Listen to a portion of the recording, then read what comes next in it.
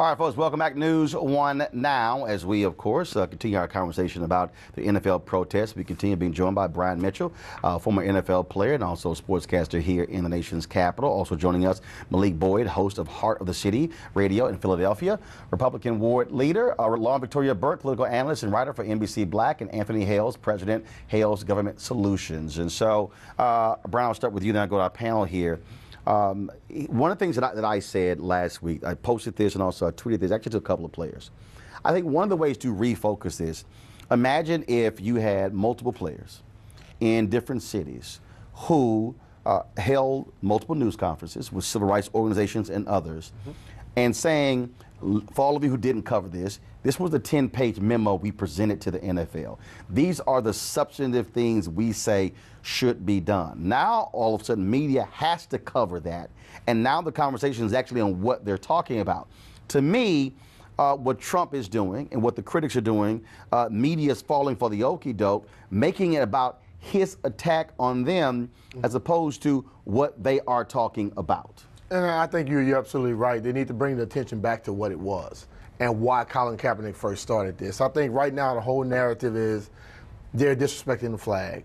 They're going against the president when ultimately guys do not want the injustices to continue with African Americans and minorities around the country. If they do something like you're saying, I think that now brings the focus back. Then we'll find out which news outlets are really trying to circumvent the actual issues or ones that are going to report on the issues. And I think the players like a Malcolm Jenkins, like I stated earlier, if they begin to just push that out more, don't allow the whole narrative to change. Because right now, you turn on anything and all you hear, like I was sitting there with someone one day and they said, well, the protests against the flag. I said, no, that's not what it is.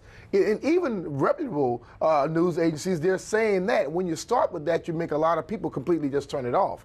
If you talk about and you begin to put the right things out there, now you get more attention and focus on what it's supposed to be on. NFL is a $14 billion industry. They are very good at PR, and they knew exactly how you can shift this conversation, and that's what's happening. And I think to Brian's earlier point, if you're the players, you might want to be, real careful standing with the very people who want to stand in the way of progress. Was even better at PR is Donald Trump. He was the one who originally switched the conversation off of what we were talking about, which was police brutality. Well, actually, the conversation is about him and his failure, remember, on the health care deal. Right. That's actually what happened. Right. The health care deal and his candidate in Alabama, he spoke at a rally on Friday, lost that following Tuesday, and so it's no longer about all of his losses. It's really about his attack on players. His entire reference to this situation has never, of course, been on police brutality. It never will be, because police brutality is a losing conversation for anybody who thinks that there isn't a problem.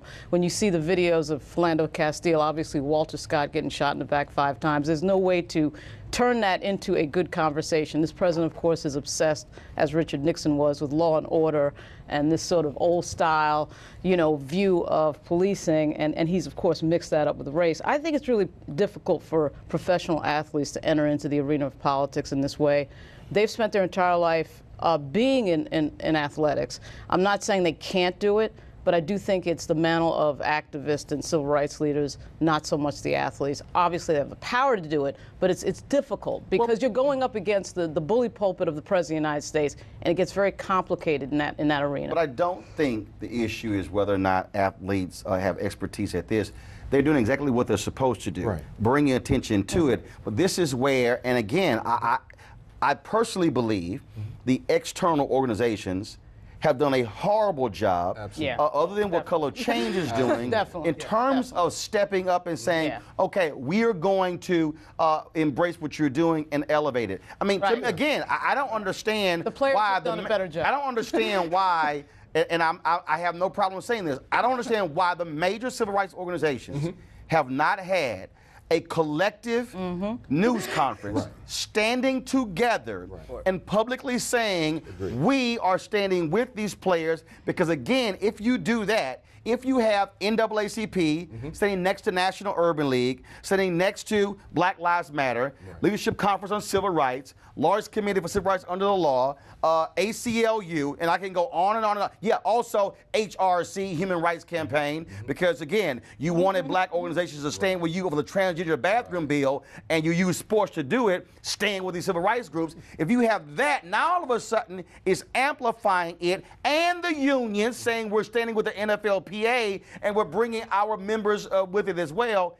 That changes the narrative too. So here's it hasn't happened. Here's the bigger part, right? And we can stand all day long.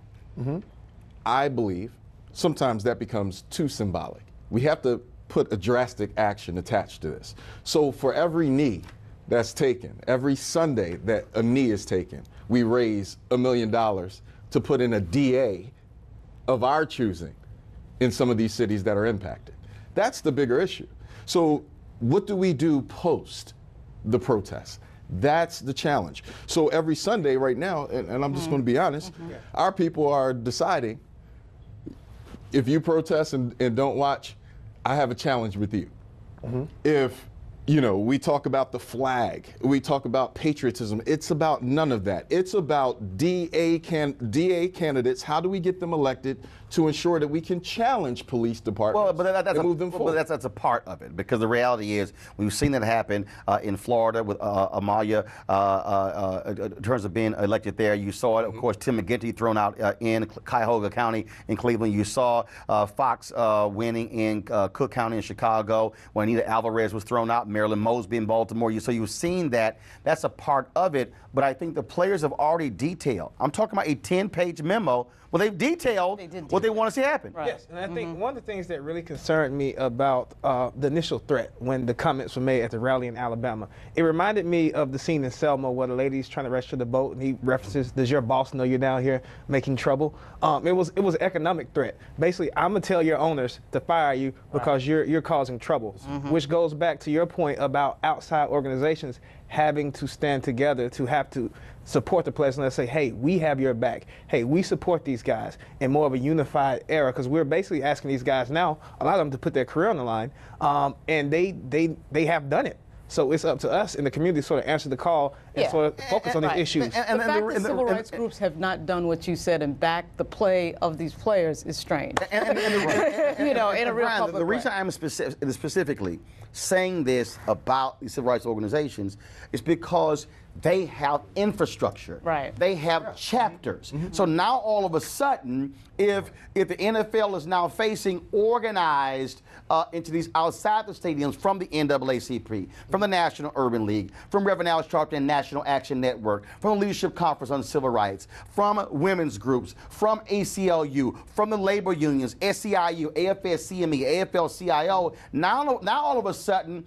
it's not just about the anthem and taking a knee in the players. Now they got to deal with organized folks outside. Yeah. It's not just the anthem and the players, and so many people want to say these spoiled millionaires. And that's the way they try to look at the athlete. So you dismiss the athlete's opinions, okay? And I think when you look at people like the NAACP, you've been through this. You understand it. You have expertise in this. The athlete's going to bring a lot of attention to it. Right. So you have to do this. Just like Muhammad Ali stated a long time ago, there are going to be many athletes that do nothing, and they're going to just die as an athlete.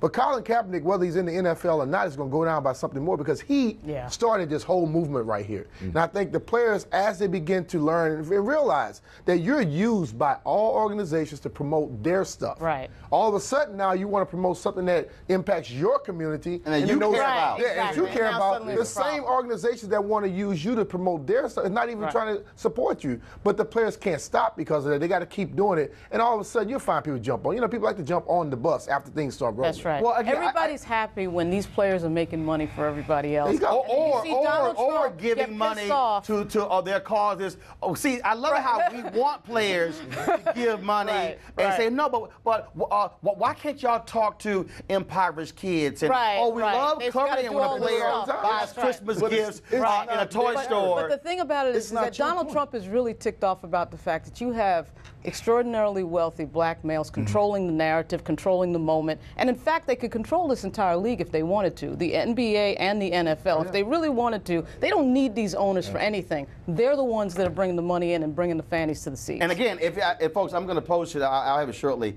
I'm going to post it on Twitter and Facebook. There was an ESPN story over the weekend where they detailed what took place, and these owners were freaking out, utterly clueless. Of course they were. I mean, they were at loss trying to figure out what in the world we do. One of them, it was very interesting. One of the owners in that article quoted as saying that we don't have control of this, and the players are telling us what to do. And it was interesting that Trump said the exact same thing. Exactly. Because these owners, they have been talking to Donald Trump. Jerry Jones, that story admit that he has been talking to Donald Trump. So let's not pretend as if Donald Trump is not getting cues from some of these same NFL owners. I agree.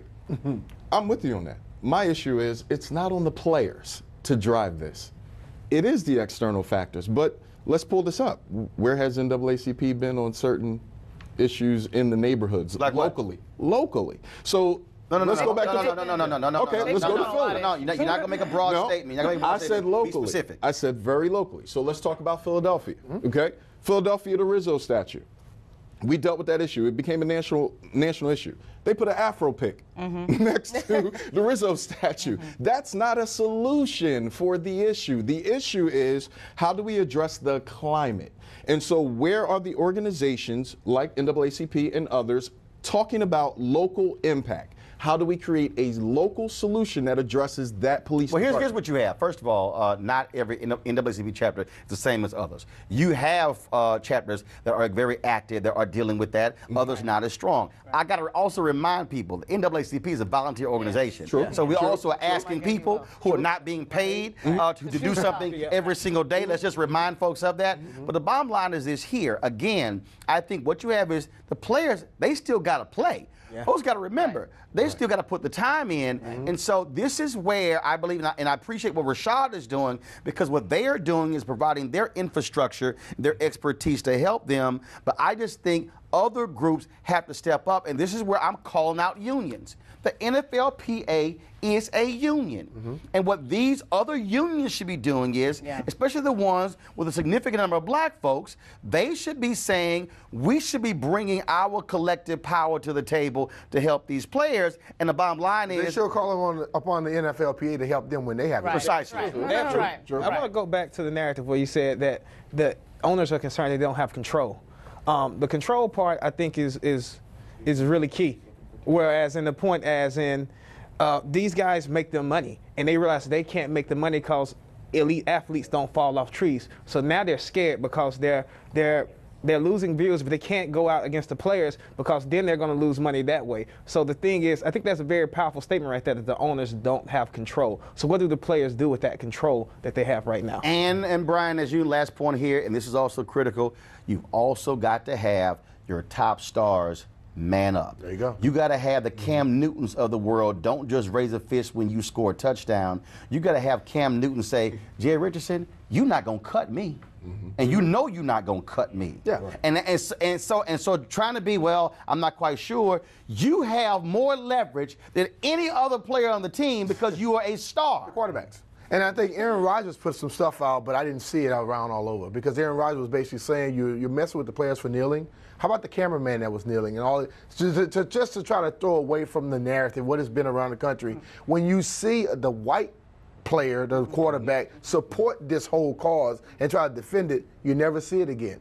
It's like that back page small print instead of being in the front page when I do something. And also, let me remind those same white players, Trump also slammed the change in rules for player safety. He don't care about your brain injuries. And so if you're a white player and if you don't want to say, fine, I'm not down with the police brutality thing, at least man up and say, how dare this man sit here and don't care about our brain injuries. There you go. But again, they don't want to say nothing. Brian Mitchell, we appreciate it, man. Thanks a lot. Weekdays on TV One. I will never lie to you. Oh, my God. Roland Martin. He doesn't want to talk to us. He wants to ignore us. Uncensored. Hell no. That ain't gonna cut it, boo. Unapologetic. No, that is fundamentally false. You are wrong. Unfiltered. He wants an America where we all look alike.